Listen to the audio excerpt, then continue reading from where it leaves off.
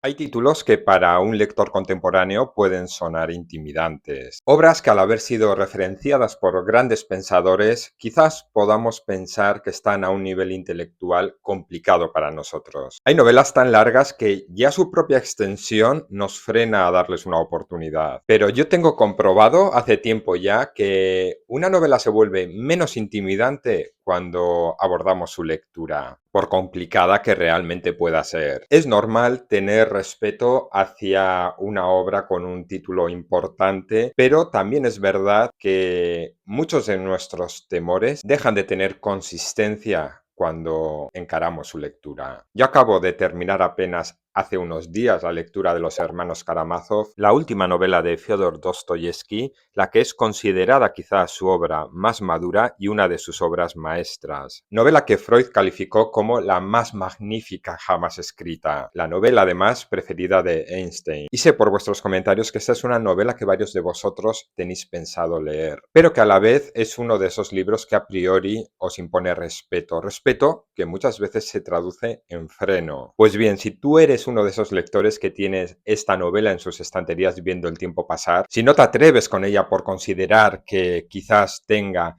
una profundidad filosófica difícil de abordar, una profundidad psicológica que crees te puede superar, te asusta que una novela supere las 1000 páginas y se vuelva en tu contra, y si sobre todo te interesa leer Los hermanos Karamazov, pero te intimida dar el paso, me atrevo a decirte una vez que yo ya la he leído, lo siguiente, que no es una lectura que se haga pesada ni es temerosamente densa, no es lenta ni es inaccesible como muchos piensan, y su lectura es incluso más fluida de lo que podemos esperar. Otra cosa es que ante las ideas que el autor nos presenta queramos detenernos y tomarnos nuestro tiempo. Es más, a mí personalmente me ha parecido entretenida, apasionante e interesantísima. Y es una puerta abierta y aquí está su verdadero valor, a la reflexión. Hoy vengo aquí a compartir con vosotros mis impresiones sobre esta lectura al tiempo que repaso las distintas fases por las que he ido pasando mientras la leía. Atentos porque ahora sí comienzo. Bienvenidos a Palabra de Lector.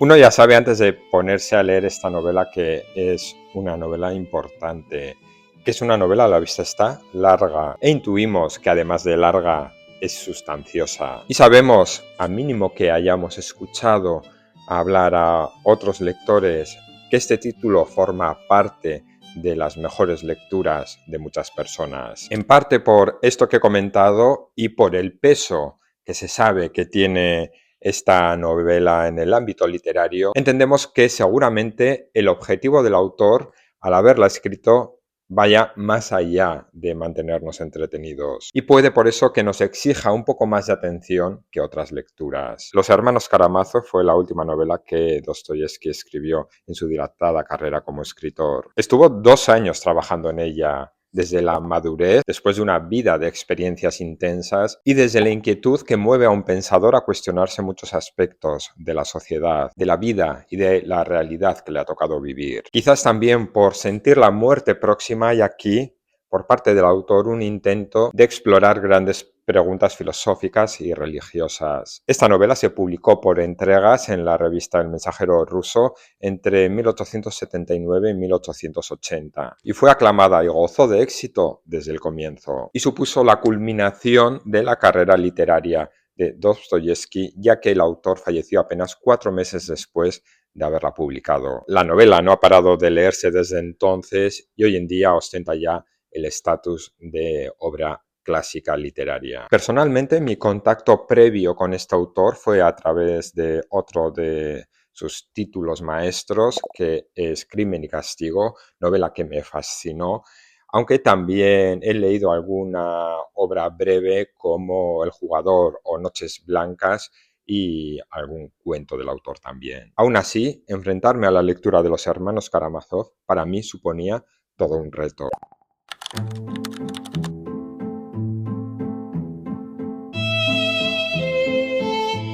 Bueno, pues conocemos un poco el contexto de la novela, conocemos algo del autor, sabemos que es una novela importante, por lo tanto puede que su lectura a priori nos abrume un poco. Comenzamos a leerla. Y curiosamente, uno ya desde las primeras páginas parece relajarse, tranquilizarse un poco, porque la novela está estructurada y fragmentada de tal manera que no es complicada de seguir. Desde los primeros capítulos, el narrador tiene a bien presentarnos de manera clara, ágil y amena quiénes van a ser los personajes que nos van a acompañar durante esta lectura. Lejos de esos inicios abstractos que dificultan un poco la comprensión inmediata, aquí se nos pone rápidamente en contexto y en situación. Enseguida detectamos además el tono del narrador. Un narrador un poco ambiguo, lo suficientemente cercano a los acontecimientos para contar las cosas con detalle y estar medianamente familiarizado con lo que cuenta, pero manteniéndose totalmente externo al drama. Cede la palabra a los personajes, pero no es objetivo del todo, y le vemos, en ocasiones, dudar, juzgar y valorar. Aunque intuimos desde el principio, y así lo vamos comprobando, que el verdadero peso lo llevan los personajes y las conversaciones que mantienen entre ellos.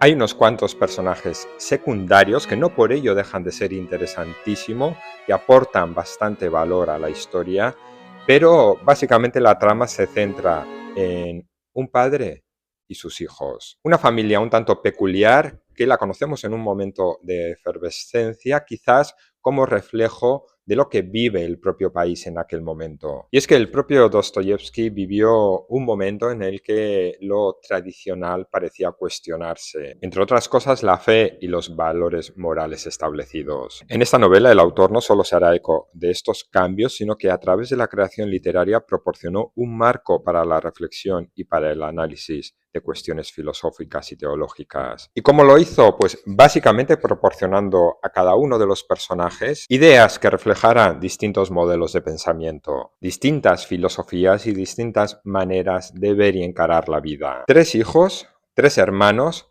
que representan cada uno de ellos una corriente de pensamiento diferente. La manera de entender el amor, la responsabilidad, la fe, la culpa, el arrepentimiento, temas que están constantemente asomándose en la historia, serán valorados de forma distinta por cada uno de estos hermanos. El mayor es un hombre impulsivo, hedonista, que se enfrenta a sus deseos, a la búsqueda incesante del placer, pero que a la vez parece buscar la redención. El segundo de los hermanos cuenta con un perfil más intelectual y un marcado escepticismo que parece que le hace vivir con amargura, poniendo en tela de juicio constantemente aquello que se da por sentado. Posee además una marcada naturaleza atormentada. El menor de los hermanos es un joven que abraza la fe y protege el amor. Parece más inocente, bondadoso y sufre al ver las disputas entre sus hermanos y su padre. Tres hermanos, como vemos, con tres naturalezas diferentes que permiten a Dostoyevsky analizar la condición humana desde tres puntos diferentes. ¿Qué me ha parecido a mí curioso de estos personajes? Por un lado, que se nos presentan de manera muy realista. Nos resulta bastante verosímil cómo se desenvuelven, cómo se expresan y cómo piensa cada uno de ellos. Pero hay un punto, por otro lado, que a mí me hacía bastante gracia porque los percibía un poco teatralizados, como exagerados en sus reacciones, con estados de ánimo muy cambiantes, que lo mismo se echan a llorar, que lanzan una carcajada, que se arrodillan desesperados, que exaltan cualquier emoción, y esa es esa especie de efervescencia que he comentado antes. Y es que notamos desde el principio que hay algo vibrante en el ambiente, algo que altera a los personajes, que les hace estar inquietos, que les hace tener los sentimientos a flor de piel, y por eso quizás reaccionan de esta manera que yo digo que es teatralizada. Y luego hay otra cosa que caracteriza a estos hermanos, por muy diferentes que sean,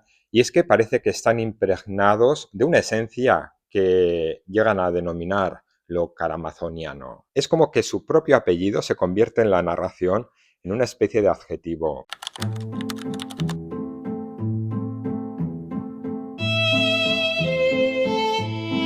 Cuando vamos por la mitad de la novela ya hemos comprobado el peso de los diálogos, las conversaciones sobre los temas que sustentan la novela y comprobamos que las reflexiones filosóficas y teológicas son parte importante de esta obra. Me imagino que cada lector encontrará más o menos interesante lo que aquí se cuenta y dedicará más o menos tiempo a reflexionar sobre ello. Quien haya estudiado filosofía seguramente entenderá mejor la esencia de los personajes y entenderá mejor el mensaje implícito en las tramas y en los diálogos. Si no es el caso, tampoco os agobiéis porque podemos continuar la lectura sin ningún problema. Ahora bien, esta es una buena oportunidad para detectar en lo que leemos las distintas corrientes de pensamiento e indagar un poco en ellas. Esto, por supuesto, nos ayudará a interpretar mejor lo que estamos leyendo, ya que nuestra lectura no se quede en un nivel superficial. Referente a esto hay un capítulo que es importante porque condensa todos estos dilemas y recoge una profunda reflexión sobre la naturaleza humana. Un capítulo que se titula El Gran Inquisidor, una especie de parábola que constituye uno de los capítulos más profundos y con más carga filosófica de toda la novela. Puede que este capítulo, si nos resulte un poco denso, puede que nos cueste un poco más y que frene un poco la fluidez que habíamos adquirido en los capítulos anteriores, pero su lectura es de suma importancia para captar la esencia de la novela, tanto que muchas editoriales han decidido publicarlo como un texto independiente.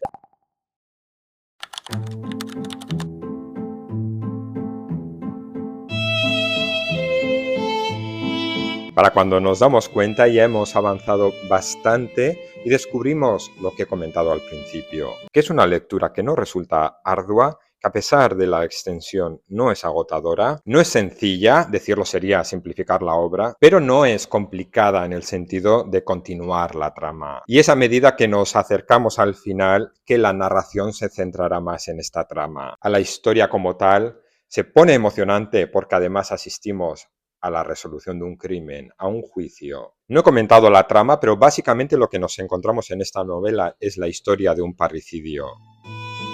Los hermanos Karamazov, aunque no comparten los tres la misma madre, sí que comparten el hecho de quedarse huérfanos desde niños y los tres han crecido y se han educado bajo la tutela de personas distintas. Ya siendo adultos y por circunstancias parece coincidir los tres en casa de su padre y tras algunos roces y desencuentros, el padre Fyodor Pavlovich, aparece un día muerto, presumiblemente habiendo sido asesinado por uno de sus hijos.